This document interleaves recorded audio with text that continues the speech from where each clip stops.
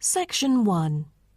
You will hear a telephone conversation between a teacher from the art centre and a female student's father about her art courses. First, you have some time to look at questions 1 to 3.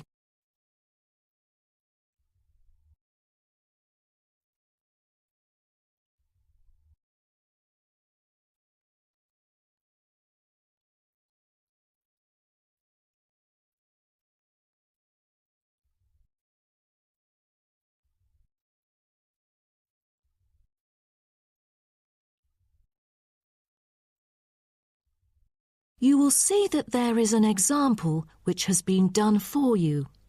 On this occasion only, the conversation relating to this will be played first.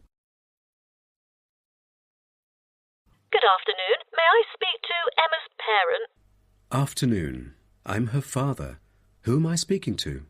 This is Emma's teacher, Jane Carson, calling from the Arts Centre. I'm just calling to talk about her drama class at the centre. Oh, thank you for calling. How's Emma doing in drama class? You know, she just transferred here last month, unlike the others in her class who have been taking the course the whole semester since June. So I'm a bit worried that she might not fit in so well. The father says his daughter Emma has been taking the course since last month, so C has been circled as the answer. Now we shall begin. You should answer the questions as you listen, because you will not hear the recording a second time. Listen carefully and answer questions 1 to 3. Good afternoon. May I speak to Emma's parent? Afternoon. I'm her father. Who am I speaking to? This is Emma's teacher, Jane Carson, calling from the Arts Centre. I'm just calling to talk about her drama class at the centre. Oh, thank you for calling. How's Emma doing in drama class? You know, she just transferred here last month, unlike the others in her class who have been taking the course the whole semester since June. So I'm a bit worried that she might not fit in so well. There's no need to worry. She exhibits a strong performance in her drama class. Is that so? Yes, she didn't adapt to the new environment as quickly as I originally expected, and seemed a bit shy at first, but a few days later she made a couple of friends and became more talkative and also more involved in class. Emma really is a role model for others because she has always been an active participant during class. She voices her own ideas and is very creative.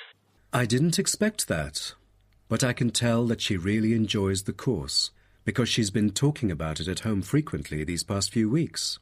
That's great to hear. Interest is always the best teacher. I also have to inform you that there's been an adjustment in the timetable of the drama class next term. Why is that? It's not that the music room that we currently use isn't available. As there are too many enrolling for the coming semester, increased class size means that space is limited to house the whole class. Also, the new classroom we use is not available during the current time frame, so I'm afraid we have to change the time for it. I see. So when would it be? As you know, the current class begins at 3:15, but the new time of the drama class would be 4:45. I'm afraid I have errands to run during that time. On the other campus, the class still begins at 3:15, but for the campus Emma goes to, it is the only time available for drama class. Oh, I see. I have to make adjustments to my course schedule then. No problem. Before you hear the rest of the conversation, you have some time to look at questions 4 to 10.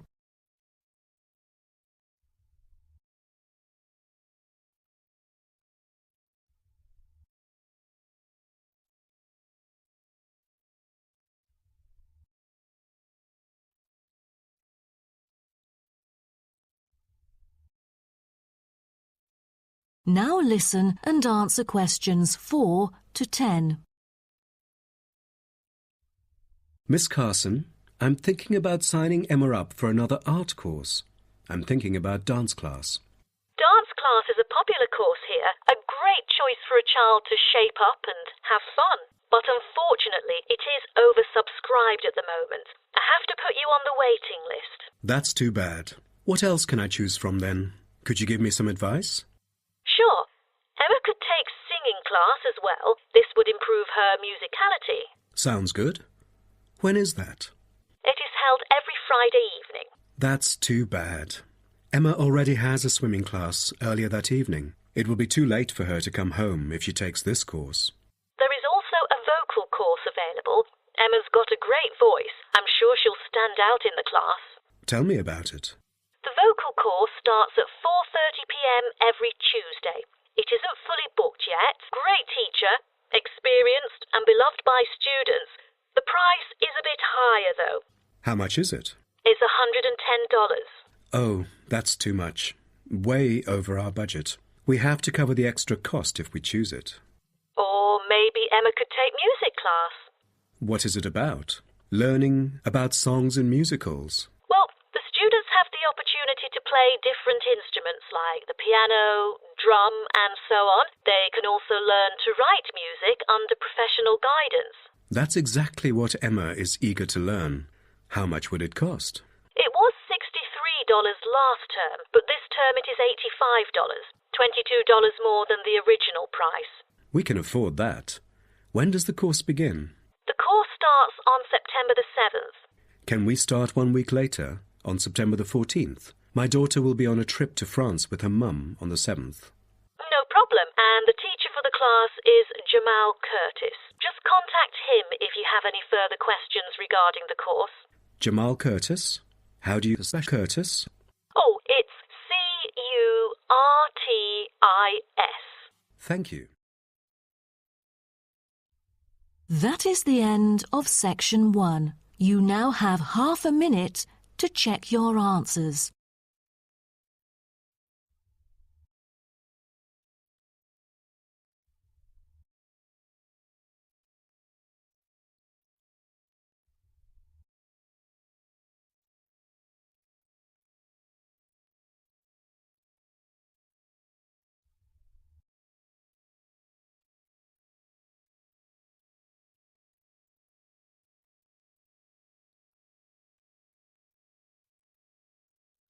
Now turn to Section 2.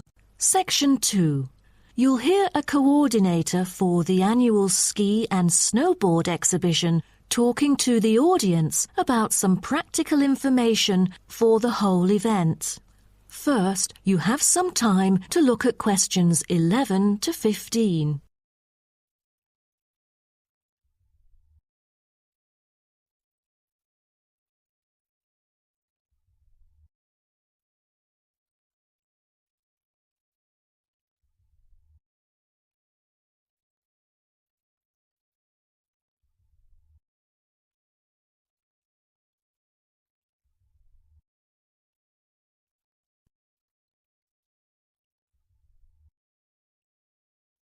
Now, listen carefully and answer questions 11 to 15. Good morning, everyone, and welcome to the annual ski and snowboard exhibition held from April the 8th to 17th. I am Mary Granger, coordinator of the event this year.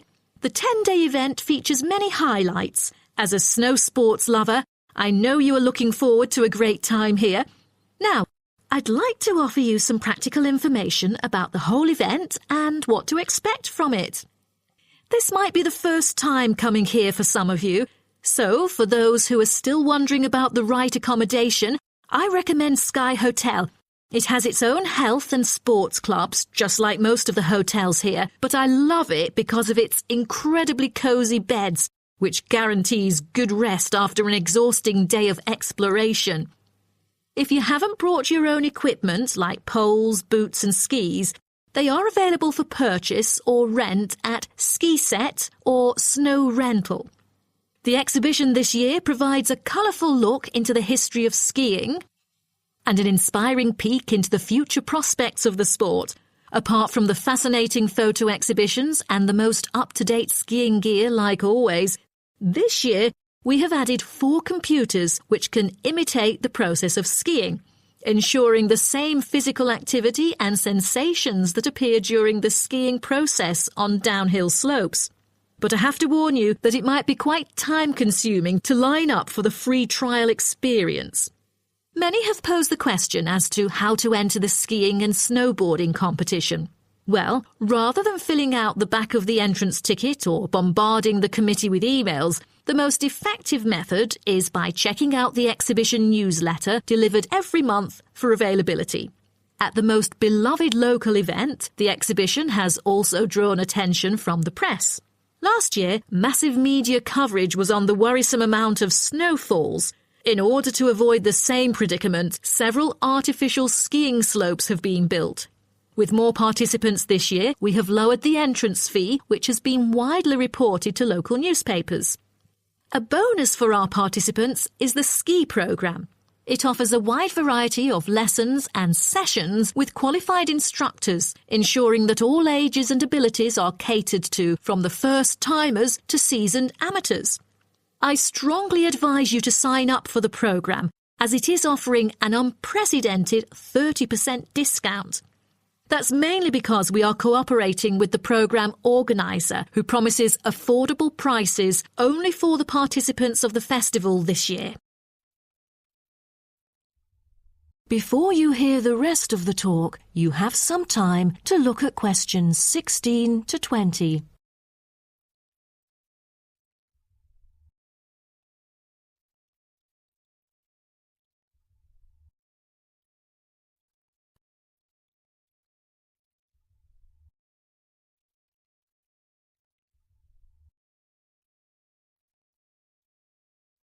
Now listen and answer questions 16 to 20. Now, I would like to introduce you to the list of presentations during the following week so that you can better plan your schedule. The first presenter, Simon, is one of our best ski instructors. As an experienced instructor, he will inform you about the dangers that face skiers and snowboarders. Accidents happen mostly to those who are careless or ignorant. Good risk management involves considering both the probability and consequences of an accident. The next speech, titled Solution, is given by Jamie Kurt. A list of problems may occur to novice skiers and snowboarders, so he is going to offer useful information for first-timers on choosing the appropriate gears, the right dress code, and ways of protecting your skin. For instance, some of you may have rented the skiing equipment, but rental footwear is notoriously uncomfortable. Then, Jamie will provide instructions to help make your footwear fit better. The third speech is about a documentary introducing skiing and snowboarding and the difference between the two sports. It also depicts a group of snow lovers exploring new slopes with breathtaking views.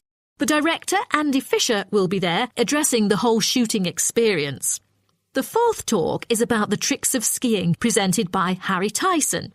It is most useful for those who have already tried skiing, yet still need more practice to master the sport. Harry will teach you how to turn more skillfully. A lot of people can keep their skis roughly parallel, but there's no point if you make it hard to work with and slide around out of control.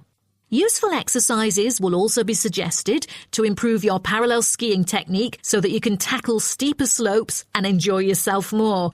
Jason Smith will be the last presenter, mainly addressing towards advanced skiers. He manages to apply snow climbing into skiing. Climbing in soft snow, you are floundering around. Walking becomes harder. So, a good trick during climbing is to maintain a wider gait, approximately shoulder width, so that you are more stable while walking. This works for skiing as well. That is the end of section 2. You now have half a minute to check your answers.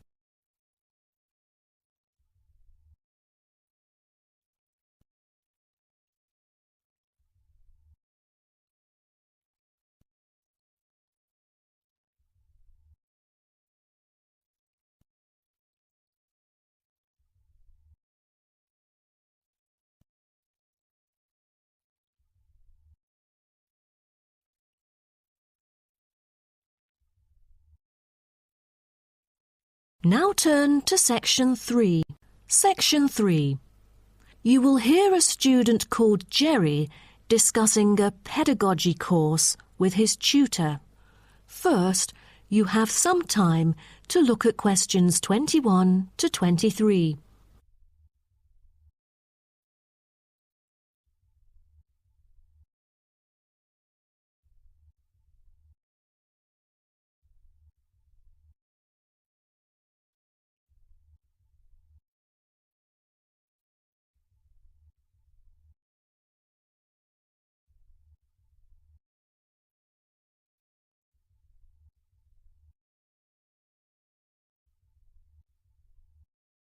Now, listen carefully and answer questions 21 to 23. Jerry, how did it go with preparing your lessons? Is there anything you would like to discuss? Well, this is actually the first time that I have ever taught in an elementary classroom. After 8 years of learning pedagogy, I want to practice what I've learned in an instructive manner. But I'm a bit stuck right now. You know, the topic I want them to research is a bit hard for pupils. I'm afraid that they won't be able to handle it on their own. So I need new ideas on designing more effective teaching methods. Mr. Carter, do you have any suggestions? Well, you should probably read this book called Professional Learning, written by J.K. Simmons. He is a professor who just transferred here last semester, but is already popular amongst the students for his creative teaching methods. There is an extensive range of learning approaches mentioned in the book, including approaches for team research, which might be helpful to you. You mean dividing the students into groups to do research? I've never thought of this before. How does it work? Professor Simmons has already demonstrated how efficient this approach can be. Basically, it aims to increase cooperation between students so they can present the results in a collaborative fashion. It helps them to develop their own voice and perspective. I'll check out the book as soon as possible. It seems I can borrow some of the essential concepts and work them into my course design. Before you hear the rest of the talk, you have some time to look at questions 24 to 30.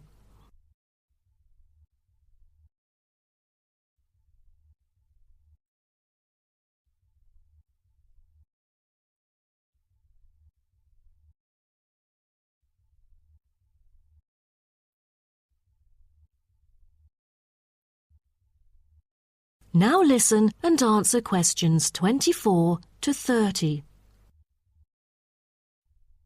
Well, I was thinking maybe I could use both observation and non-observation as a part of my teaching methodology.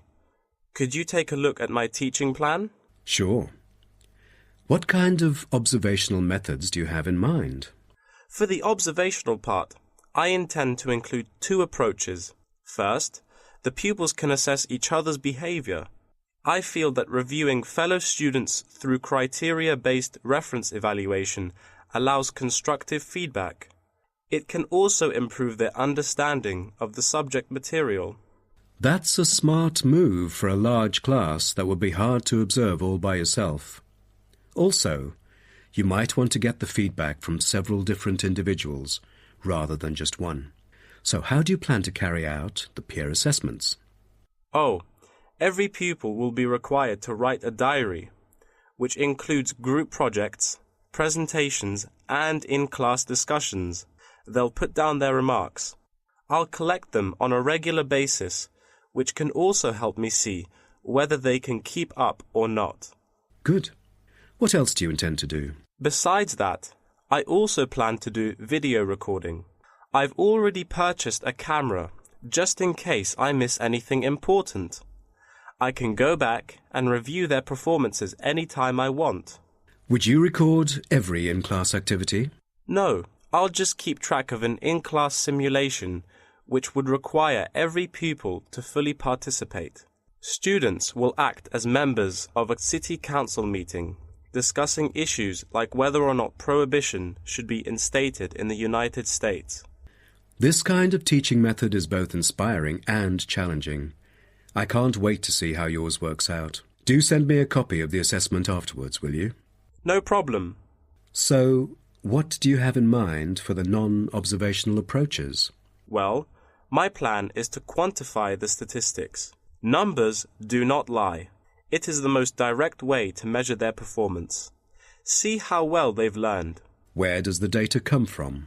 I'll evaluate the test results, including the midterm, final exam, and pop quizzes, which would only take up about 40% of the overall assessment. Sounds like a lot of tests and assignments. Please remember that you don't want to wear out your students. Keeping them engaged is the key to efficient learning. Once they are exhausted, they just stop trying. Oh, I haven't thought about that. You are right. I don't want to frighten them with tons of assignments and exams. I'll make note of that. Thanks for the advice. I remember last time you mentioned questionnaires, right? That's true, but it is not for my students. In fact, they have to design their own questionnaires and choose the respondents using the internet. As a complement of other teaching activities, it would deepen the creative learning process. Is that all? Oh, the pupils will have to conduct interviews of their own, and for this, they get to choose anyone they like, including relatives, friends, and acquaintances to answer the questions. Seems to me that you have figured out most of your teaching methods, but you still need to polish some of the activities. That is the end of section 3. You now have half a minute to check your answers.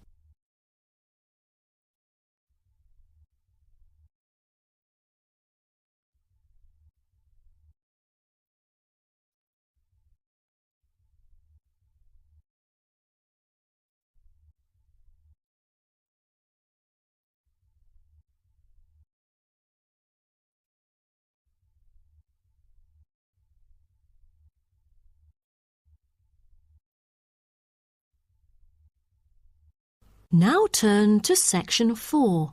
Section 4. You will hear part of a lecture about urban migration. First, you have some time to look at questions 31 to 40.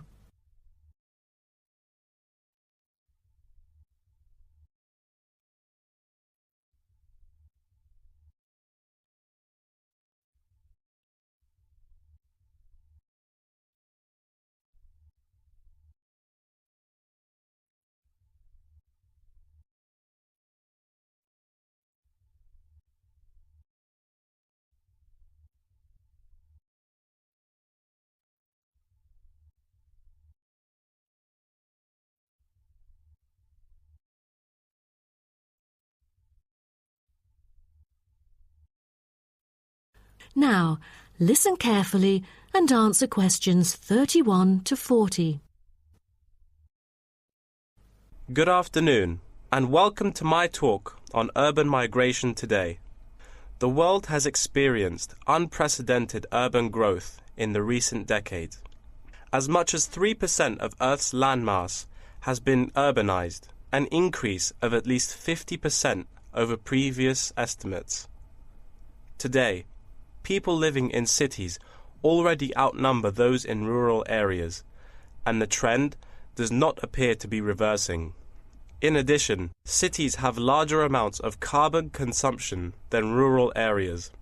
This is a result from two major aspects. First, with the increase of urban population around the world, the massive construction of urban infrastructure and residential housing is hard to avoid. Second, urban households have a higher rate of car ownership and use more gasoline products. Even though rural exodus is often negatively judged, there are also benefits of migration shared by the local environment and the society as a whole. Well, firstly, global trends of increasing urban migration and population urbanization can provide opportunities for nature conservations, particularly in regions where deforestation is driven by agriculture. As rural dwellers leave their homes, local forests are left to recover. What's more, it is easier for city dwellers to get around. Living in the country means transport can be very difficult. For instance, after midnight there are no buses or taxis in the countryside. However, there is still a number of public transport modes to choose from in the city. Finally, with more funds and advanced technology, cities endeavor to produce clean energy.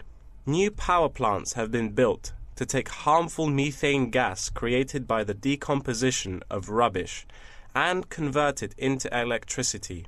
By doing so, an important greenhouse gas is turned into useful energy rather than being directly emitted into the atmosphere. The hustle and bustle of city life offers women the opportunity to explore different professions and pursue their own careers. Women in cities work as engineers, managers, and even football players. This change of roles has affected their marital status and family life. More women are choosing their careers over marriage, which raises the graph of late marriages. As a result, more are remaining single well into their late 30s. They want to be independent and earn money on their own. It is also easier for them to get a promotion while working in the city. Women are slowly achieving wider participation at work, while in rural areas the mindset is still very conservative.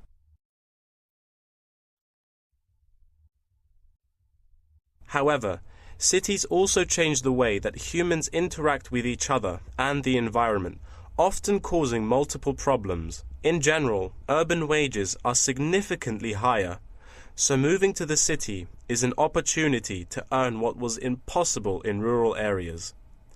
However, the wage difference is often offset by the higher cost of living and absence of self-produced goods, including subsistence farming. A sizable proportion of new corners attach greater importance to money and gradually abandon their former way of life, thus risking losing their culture.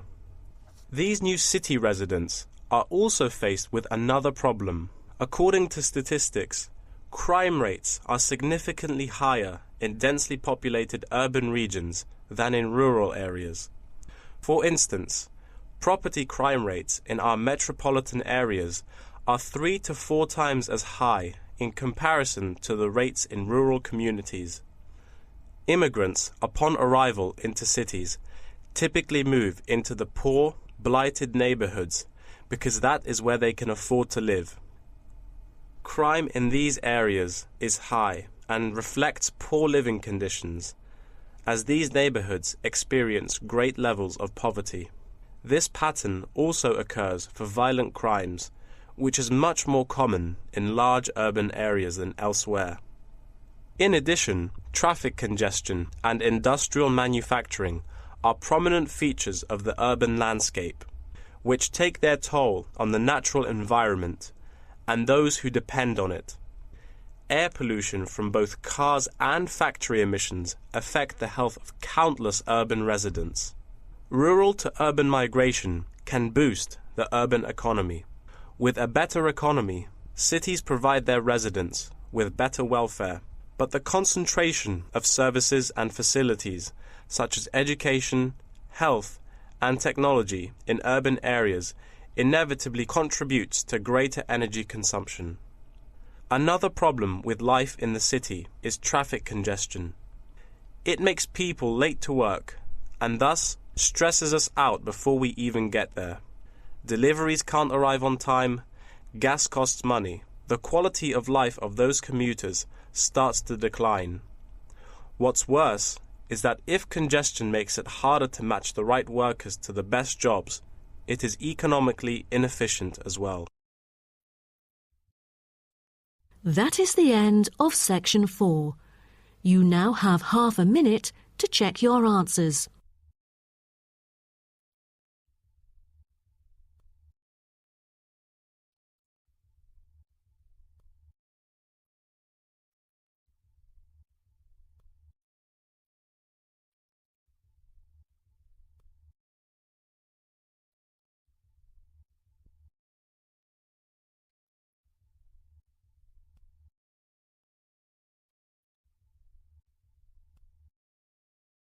That is the end of the listening test.